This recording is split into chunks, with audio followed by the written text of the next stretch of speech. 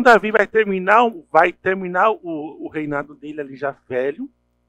E Deus orienta ele que Salomão deverá se tornar o próximo rei de Israel. Quem que é Salomão? Lembra que ele casou com Betseba. O filho que ele tinha morreu, Deus matou. O próximo filho que nasce é Salomão. Salomão é o filho de Davi com Betseba. Eu acho isso interessantíssimo porque, olha só, Deus vai usar o fruto de um pecado, de um adultério, para ser usado como sinal de bênção sobre a nação inteira. Então, assim, no Antigo Testamento, gente, as pessoas falam assim que a graça é só no tempo de hoje. Eu vejo muita graça de Deus no Antigo Testamento. Salvo alguns detalhes. Mas Deus consegue transformar o que é ruim em bom. Por mais que Deus matou aquele filho, você quer consciência do pecado. Mas eu sei que você se arrependeu, Davi. Eu conheço o coração. Eu sei que você se arrependeu. Então eu vou usar agora o seu filho, filho de Betseba, você, para se tornar rei. Mas não foi muito fácil. E nas últimas anos da sua vida, Davi ainda teve uma inabilidade, uma incapacidade de governar sua casa. Por quê? Salomão era para ser rei. Ele estava quase morrendo. O que acontece? Adonias, um dos filhos de Davi, né, depois de Absalão, o mais velho era Adonias, ele se proclama rei. E Davi não faz nada. O rei Davi ainda é rei, ia coroar Salomão, aí o outro filho assim, na hora, chama lá o sacerdote, outra liderança, e unge ele como rei, Adonias. Aí Natan falou assim, ó, rei, tá acontecendo isso não é fazer nada não? Tipo assim, acorda pra vida, filho. Até quando você vai ficar sem fazer nada? Então, Davi parece que ele entrou num marasmo, numa paralisia de inatividade, que deixava só as coisas acontecendo. Né? Então, ali, junta, Davi confirma, manda para as vestes reais dele, andar no trono dele, tudo lá, e aí confirmam Salomão como rei. Só que no início do governo de Salomão, Salomão já era novo ainda, ele teve que impor a sua autoridade como rei. Não foi fácil para Salomão. Porque assim, ele já teve que começar lutando contra o próprio irmão. E acaba matando o irmão. Né? Então, a confirmação do trono. Salomão precisou impor a sua autoridade real. Ele vence Adonias e fala assim, Adonias pode ir embora em paz. Mas você não pisa o pé aqui em Jerusalém. E se eu sonhar que você está tomando alguma atitude para tomar o trono, você morre. Beleza? Não, beleza, maninho. Vou embora. Vou ficar vivo. E ele vai embora. Acontece que tempo depois Adonias quer uma das concubinas de Davi como esposa para ele. E naquela época, um herdeiro dormir com uma das esposas do rei anterior lhe dá direito real de trono. Então, quando ele faz essa solicitação, o que Salomão percebe? Ah, você está querendo o trono, né? Então tá, manda matar ele. E vão lá e mata ele. Eu te falei que não era para você fazer nada. Você veio fazer, então agora você morre. E aí mata o irmão dele. O Adonias, né? A destruição de Abiatar. O sacerdote Abiatar era um dos sacerdotes do templo, lá do tabernáculo, apoiou Adonias. E o rei Salomão falou assim, olha Adonias, do mesmo jeito que eu deixei meu irmão viver, também vou deixar você viver. Mas você também não venha pisar o pé em Jerusalém. O que Abiatar faz? Na verdade, Abiatar, a sentença, você não vai sair da sua casa para nada. Você vai morar na sua terra, você não sai para nada. Tipo, você está em prisão domiciliar. O que acontece? Abiatar vai e aparece na capital do reino. Salomão fica sabendo assim, mata logo essa pessoa que está desobedecendo eu. Ele se agarra nas pontas do altar do tabernáculo, tem o altar do sacrifício, ele se agarra nas pontas, em uma das pontas. Na lei de Moisés, agarrar-se na ponta do altar é um ato último de pedido de misericórdia. Não me mate, não me destrua. Aí foram avisar o rei. Rei, ele está agarrado na porta do altar. Se pede para ele sair, para ele morrer fora. Ele disse que não vai sair. Então mata ele lá mesmo. E foi lá e matou Abiatar, agarrado na porta do altar lá mesmo. E matou ele. E destruiu ele. Então Salomão teve que tomar algumas atitudes drásticas no início do seu reinado. Não foi fácil.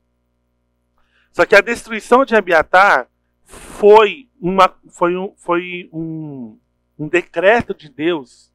Se vocês vão lembrar da história de Eli, sacerdote Eli, lá de Samuel e Ana, quando Ana vai orar no templo, Eli que está ali, e Samuel cresce e fala que Deus ia destruir a casa de Eli, os filhos dele morrem, ele morre. Abiatar é descendente de Eli. Abiatar é descendente dele. Era o último vivo da descendência de Eli.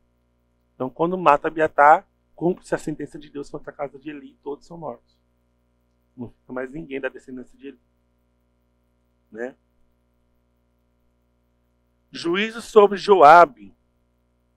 Temendo perder seu posto de comandante-geral dos exércitos de Davi, ele matou traiçoeiramente a Abner, comandante de Saul, e a Amasa, comandante de Absalão. Depois deles teria acordado a paz com Davi, sendo igualmente culpado do sangue de Urias. Davi calou-se quanto ao pecado de Joabe.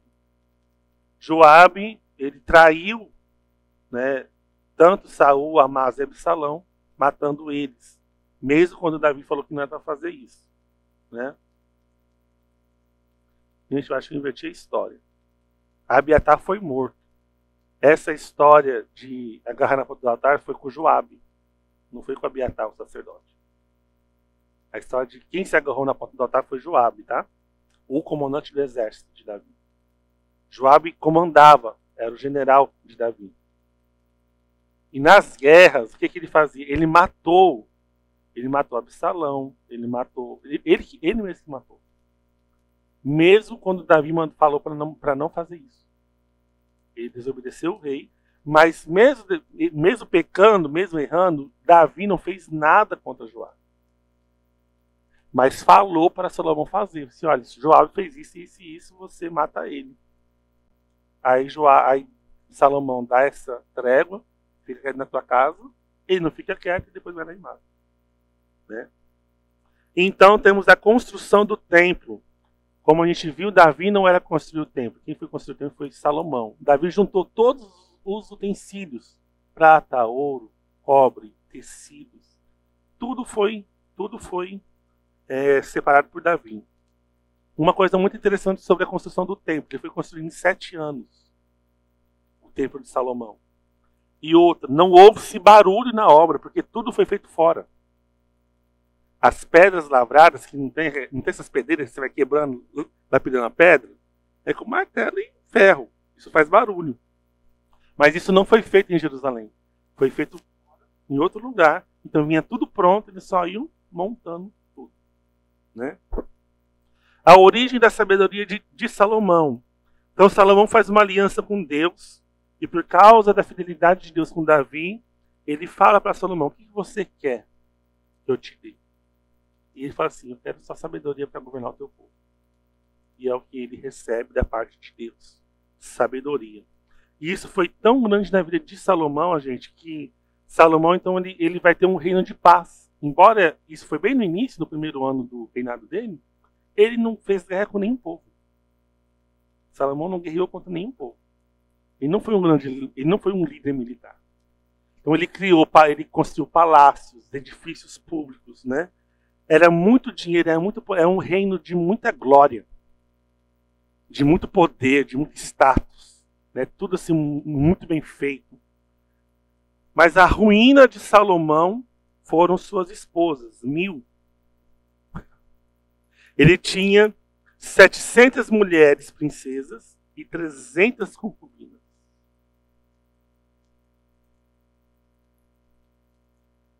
Dá para ficar 2 anos sem repetir uma. Por dia. Né? Mas as mulheres de Salomão perverteram o seu coração. Porque eram mulheres de outros povos. E aí começa a ruína de Salomão. Porque uma das coisas que Deus pediu na lei de Moisés é que não era para casar com gente de outro povo. Mas ele casou, não foi só com uma, não, foi com muitas mulheres de outros povos. Isso foi bom em um sentido, que esses casamentos formaram alianças. Por isso que não teve guerra, porque ele casava com as princesas do reino tudinho. Então não ia atacar, porque era país vizinho, amigo. Agora é tudo família. Então não teve guerra. Mas, tipo, as princesas vinham de uma outra cultura completamente diferente. Tinham seus deuses. O que Salomão fez para agradar todas elas? Não, vamos construir o templo para Moloque ali. Agora vamos construir um templo para Quemos, para Milcom, para Astarote. Então foi construindo altares e templos para os deuses das esposas dele. E aí ele levou a nação a se prostituir espiritualmente. E ele mesmo. Então ele termina os dias dele afastado de Deus. Ó, aqui diz Davi: Salomão seguiu a Astarote, deusa dos Sidônios. Astarote é a deusa da sensualidade e da prostituição. É considerada a esposa de Baal. A deusa Astarote é a mulher do deus Baal. Nós temos também Milcom, que é Moloque. Moloque é o deus dos mortos. Sabe como que é a adoração a Moloque? A gente vai ver isso depois nas histórias dos reis de Israel e de Judá. O nível que chega isso depois. Isso começa com Salomão. Moloque é uma estátua de um boi, com as mãos assim, tinha um buraco, bem assim no ventre de Moloque, da estátua de Moloque, onde ficava brasas vivas, fogo. E ali eles colocavam crianças vivas para serem queimadas vivas em sacrifício a Moloque. Foi isso que Salomão construiu em Jerusalém. Para agradar a esposa. Uma das esposas. Então Salomão se desvia totalmente dos caminhos de Deus. E ele vai terminar com o julgamento de Deus sobre ele. Né? Que Deus ia dividir a casa dele. O reino ia ser dividido. E é o que acaba acontecendo. Né? Deus suscitou o coração de Jeroboão, filho de Nebate, para insurgir-se em Israel contra Salomão. Deus falou assim: olha, o seu servo reinará no seu lugar. Mas pela graça e misericórdia de Deus, mas o reino será dividido, mas parte da sua descendência reinará uma outra parte. Um dos seus descendentes vai reinar em uma parte, mas a maioria do reino vai ser governado pelo seu servo. E é o que acontece com a divisão do reino entre Jeroboão e Roboão. Temos a tribo de Judá e Benjamim contra as outras 10 tribos. Aí cresce o reino de Israel e o reino de Judá. Né? O povo que antes admirava a justiça do seu rei sentiu-se oprimido e cansado. Porque nos últimos anos do reinado de Salomão, o reino era muita opulência. Então, para poder manter o status, manter a riqueza, manter a vida que Salomão tinha, ele foi começando a aumentar imposto. Colocar mais carga sobre o povo. Então, um reino que começou com justiça, com graça, com paz, termina com opressão e cansado. E aí chega o fim do reinado de Salomão e o seu filho Roboão assume o reinado. Que a gente vai começar a estudar depois.